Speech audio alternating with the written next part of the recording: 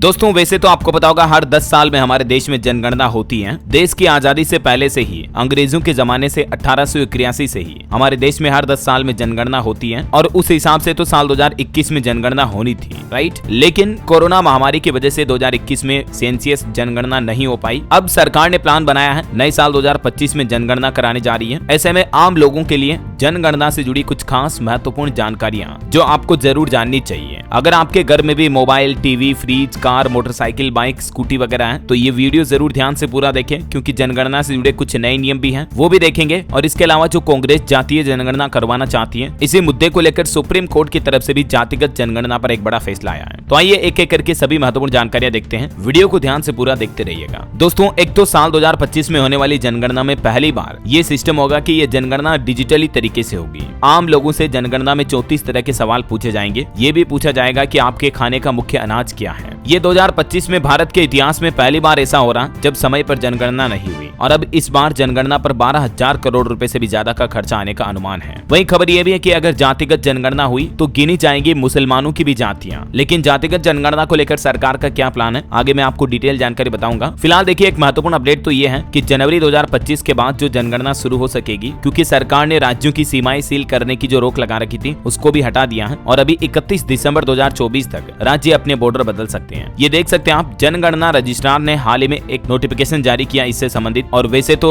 राज्यों को सीमाएं सील करने की अंतिम तारीख 30 जून दे रखी थी 2024 की, लेकिन उसको बढ़ाकर अभी 31 दिसंबर यानी 31 दिसंबर 2024 कर दिया है। नए साल की पहली तारीख 1 जनवरी 2025 के बाद कोई भी राज्य अपनी सीमाओं में छेड़छाड़ नहीं कर पाएंगे, क्योंकि देशव्यापी जनगणना शुरू हो जाएगी 2025 से ही। अभी तक जनगणना रजिस्ट्रार ने एक आदेश जारी करके अपने राज्यों को अपने मंडल, जिलों, सब डिवीजन, तहसीलों और गाँवों की सीमाओं में 31 दिसंबर 2024 तक बदलाव करने की छूट दे रखी है। दरअसल बात कुछ यूं है कि जब भी जनगणना शुरू होती है ना दोस्तों, तो सबसे पहले सरकारी सीमाएं सील करना ही पहली शर्त है हमारे भारतीय संविधान इंडियन कॉन्स्टिट्यूशन के मुताबिक, तभी जनगणना शुरू हो सकती है। तो अब जनगणना 1 जनवरी 2025 के बाद कभी भी शुरू हो सकेगी, क्योंकि लास्ट तारीख 31 दिसंबर 2024 है। और दोस्तों अभी से ही हमारे देश में पहली बार डिजिटल जनगणना की तैयारियां शुरू हो चुकी है, और इस बार की जनगणना पूरी तरह से डिजिटल होगी और सेल्फ इन्यूमरेशन ऐप का भी सहारा लिया जाएगा। घर घर जाकर पहली बार डिजिटल जनगणना की जाएगी, और इस जनगणना के लिए 34 सवालों का एक फॉर्म भी तैयार किया गया है, जिसमें जनगणना करने वाले जो प्रगणक होंगे, शिक्षक, टीचर, सरकारी कर्मचारियों की जो ड्यूटी लगाई जाएगी, वो घर के मुखिया से ये 34 सवाल करके जानकारी प्राप्त करेंगे।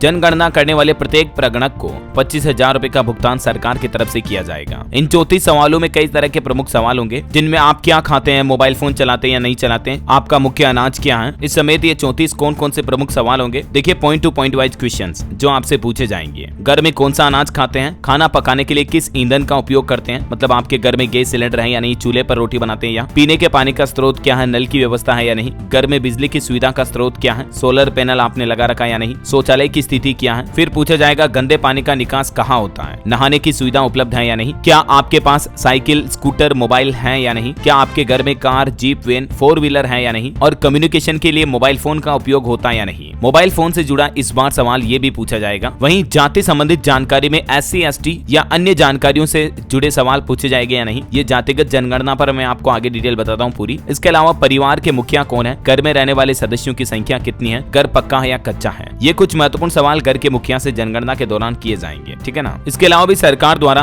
परिवार के प्रत्येक व्यक्ति को एक ID नंबर भी डिजिटल जनगणना में दिया जाएगा, जिससे कि किसी की दोबारा जनगणना ना हो सके या डुप्लीकेट जनगणना की एंट्री ना हो सके। अब देखिए जातिगत जनगणना पर भी हाल ही में सुप्रीम कोर्ट की तरफ से एक बड़ा फैसला आया। अब केंद्र सरकार के पाले में है गेंद, जहां एक तरफ आपको पता होगा जातिगत जनगणना का मुद्दा पूरे देश में विपक्ष के द्वारा उठाया जा रहा है। राहुल गांधी कई बार बोल चुके हैं कि हमारी कांग्रेस सरकार जातिगत जनगणना कराकर रहेगी, लेकिन केंद्र की नरेंद्र मोदी सरकार का यह प्लान नहीं है कि जातिगत जनगणना करवाई जाए। तो इस पर हाल ही में सुप्रीम कोर्ट, उच्चतम न्यायालय में सुनवाई हुई, और सुप्रीम कोर्ट ने कहा कि हम इस केस में, इस मामले में हस्तक्षेप नहीं कर सकते हैं। सुप्रीम कोर्ट ने कहा कि यह नीतिगत मामला है और शासन के दायरे में आता है। मतलब अब सरकार को ही जो फाइनल अल्टीमेटम डिसीजन लेना है वो केंद्र की नरेंद्र मोदी सरकार को ही लेना है। सुप्रीम कोर्ट इस पर कोई आदेश नहीं देगा कि जातिगत जनगणना करवाई जानी चाहिए या नहीं करवाई जानी चाहिए। सुप्रीम कोर्ट ने क्लियर कट इनकार कर दिया है जातिगत जनगणना पर सुनवाई करने से ही। याचिकाकर्ता ने जनसंख्या के आंकड़ों की जल्द गणना करवाने की मांग की थी, तो इस पर सुप्रीम कोर्ट ने ये फैसला सुनाया। वैसे जातिगत जनगणना को लेकर RSS ने भी कहा कि जातिगत जनगणना को राजनीतिक हथियार न बनाया जाए, सरकार सिर्फ डेटा के लिए जातिगत जनगणना कराए, इसका इस्तेमाल समाज की भलाई समुदाय के लिए होना चाहिए। वैसे जातिगत जनगणना की काफी बातें हो ही रही हैं, तो आपको कुछ इंटरेस्टिंग जानकारियां बताऊं दोस्तों। हमारे देश में जो अंग्रेज होते थे ना 1947 देश की आजादी से पहले, वो अंग्रेज जातिगत जनगणना करवाया करते थे। लेकिन हिंदुस्तान आजाद होने के बाद जातिगत जनगणना बंद हो गई। 1881 में देश में पहली बार अंग्रेजों ने जनगणना करवाई। इसमें जातियों की भी गिनती होती थी और 1931 तक ऐसा ही चलता रहा। 1941 में भी जातिगत जनगणना तो हुई, लेकिन इसके आंकड़े सार्वजनिक नहीं हो पाए।